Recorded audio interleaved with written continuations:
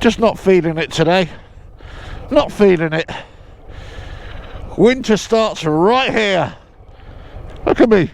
I'm dressed like a bloody Viking. Big old mitts.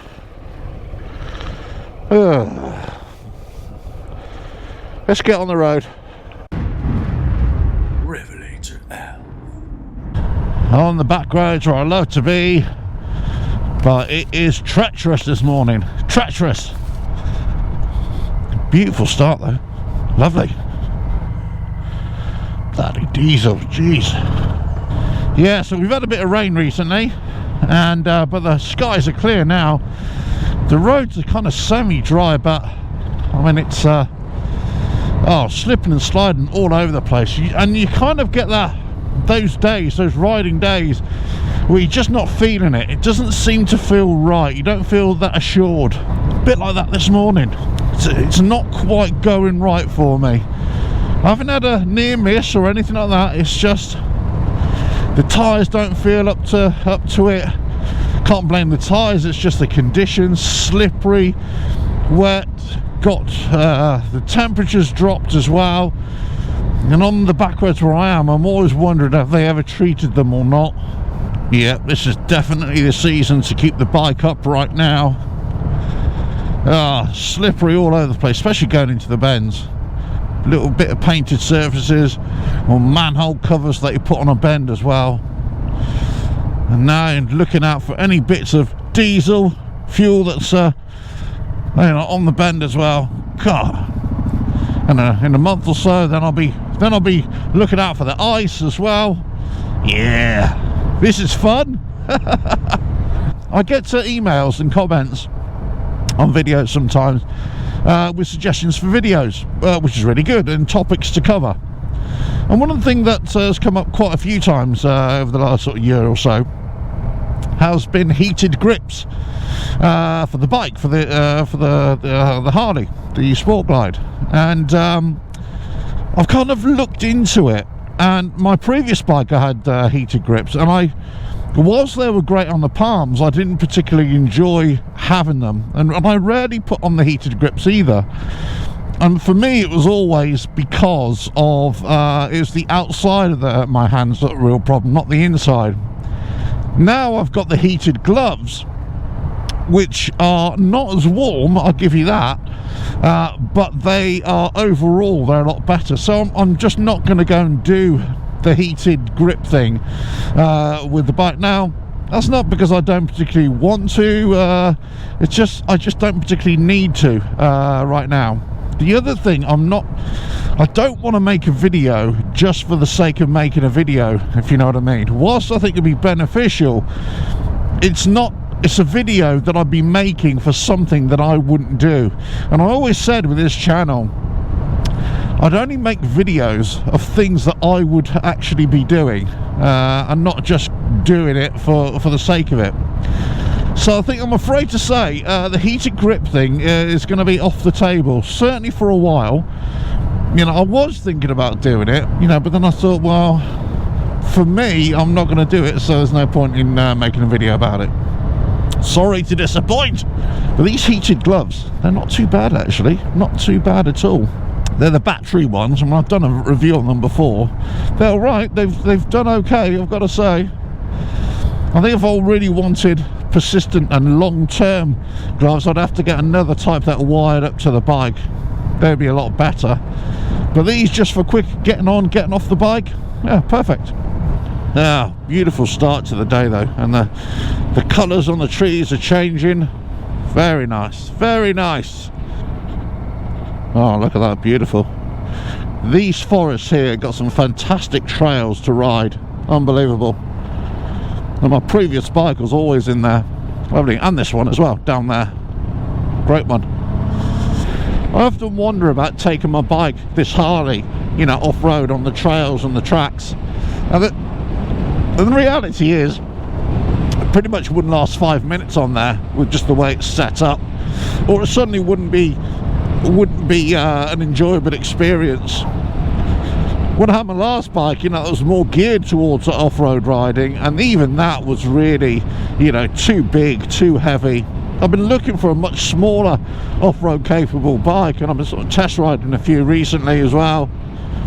And they're really, I mean, they're really cool. And that's when you'd have real fun with them as well. And you'd be able to get to places, a lot better places, a lot easier.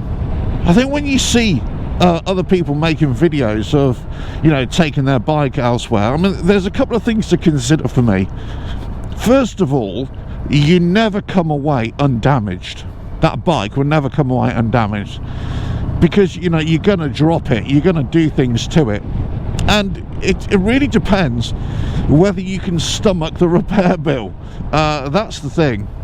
So you're taking a bike that isn't suited, that isn't designed to go, let's say, off-road, you know, on compacted trails, and when it's dry, let's say, fine, but, you know, anything more than that, you're going to struggle.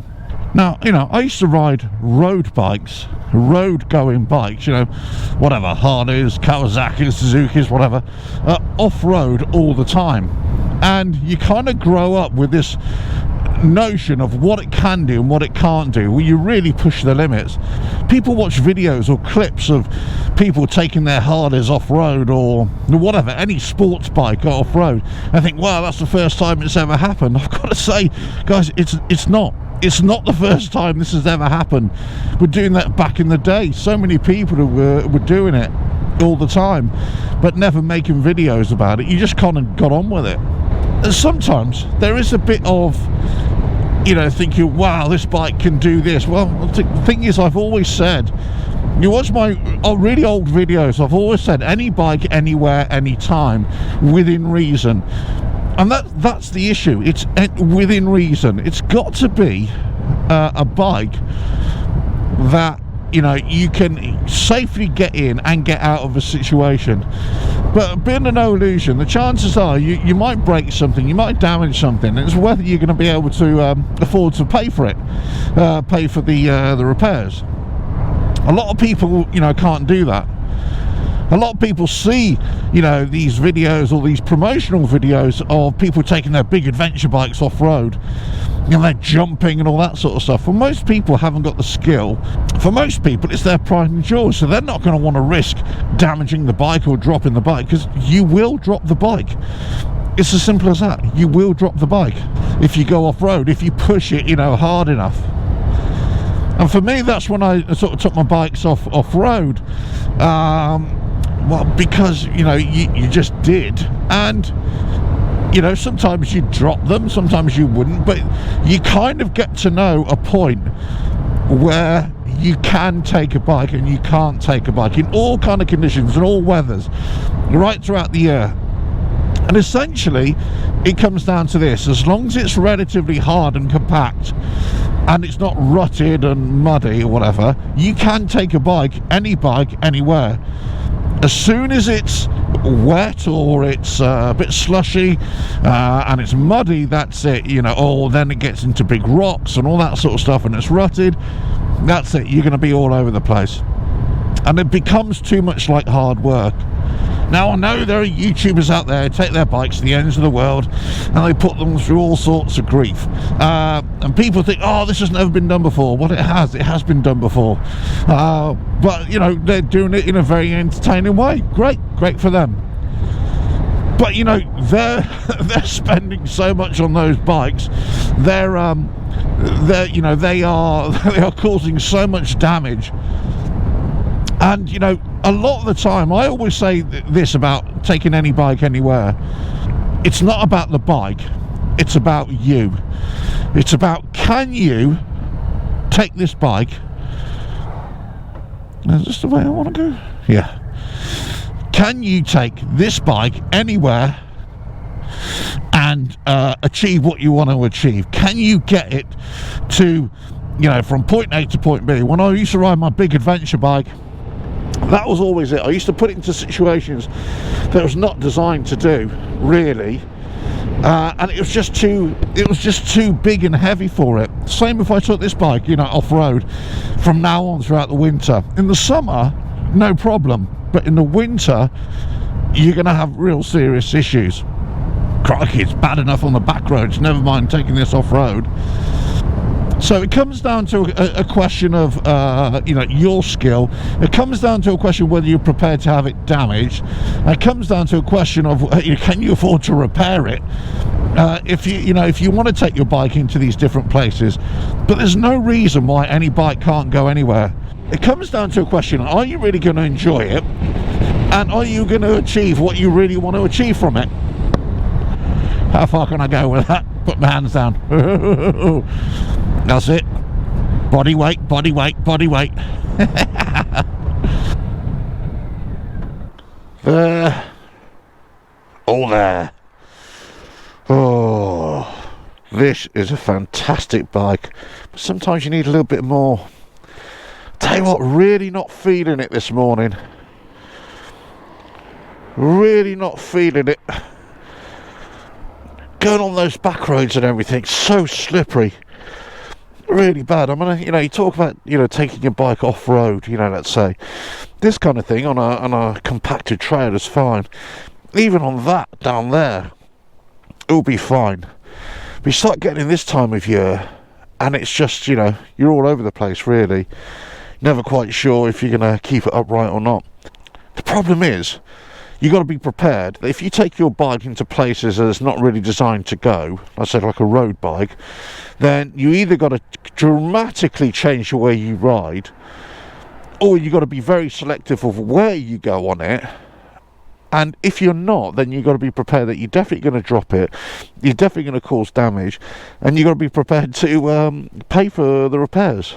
If you've got a brand new bike, are you really going to take it into a place where it's not really designed to go and risk it getting damaged?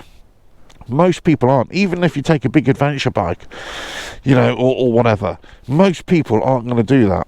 You watch all these promo videos of them jumping their bikes all over the place. Yeah, let's not forget they're also test riders, and it's not their bikes. I don't care if they bash it up a bit, and it's probably been tweaked as well a lot. For the video. I'm not saying they're not capable, because they really are capable, but they are capable bikes in very capable hands. So you kind of get into this mode, think, oh right, I'll watch this video, therefore I can take this bike anywhere. It doesn't quite work like that. The heavier the bike, the bigger the bike, and the more difficult the situation you put it in, the worse time you're going to have, the more hard work it is. You watch all these videos about people taking their bikes, road bikes, street bikes like Harleys, off-road, and all the adventures and that they have, all the fun and giggles, and you got to appreciate, one, that they cause a lot of damage to their bikes, and they've probably got the wallet big enough to be able to pay for it. Well, that's fine, but most people haven't. Nah, gotta say, just haven't been feeling it today. The road has just been absolutely crappy. Absolutely crappy. I've been looking at smaller off-road bikes again, I gotta say. Not that I wouldn't take this off-road or to any places. I just know that it would be too much like hard work. Just like my big adventure bike before, it was too much like hard work. Again, this comes back to me doing things for my own personal enjoyment or for the sake of making videos. Well, if I'm going to go off-road, I'm going to do it for my enjoyment. And my enjoyment is to do it, with the best suitable bike.